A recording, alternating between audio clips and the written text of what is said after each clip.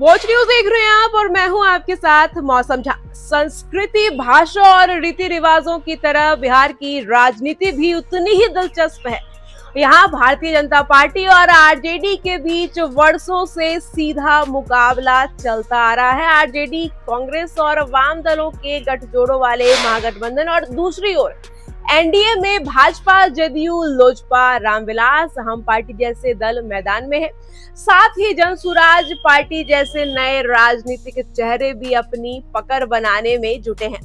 चुनाव नजदीक है और सीटों के बंटवारों को लेकर सभी दलों में खींचतान तेज हो गई है। तो कौन कितनी सीटों की मांग कर रहा है और क्या सभी दल एकमत हो पाएंगे? आइए देखते हैं इस खास रिपोर्ट में।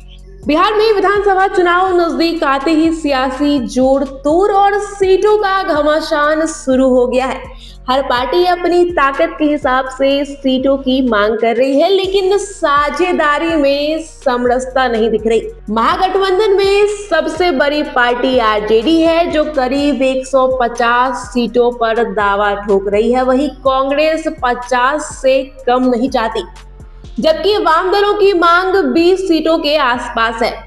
उधर एनडीए खेमे में भी सब कुछ ठीक नहीं है। चिराग पासवान की एलजेपी से कम 25 सीटों पर दावा कर रही है, जबकि जीतन राम मांझी की हम पार्टी को 10 से 15 सीटें चाहिए। बीजेपी और जेडीयू मिलकर 2020 के फॉर्मूले को दोहराना चाहते हैं, जिसमें दोनों ने करीब करीब बराबर सीटें ली थी। लेकिन अब छोटे दलों की मांग से मामला फंसता दिख रहा है। सियासी समीकरण और जातीय गणित के बीच ये सीटों का संघर्ष आगे चलकर गठबंधन तोड़फोड़ की वजह भी बन सकता है। बिहार में चुनावी समर भले शुरू ना हुआ हो, लेकिन राजनीतिक दलों के बीच सीटों का महासंग्राम अब जोरों पर है।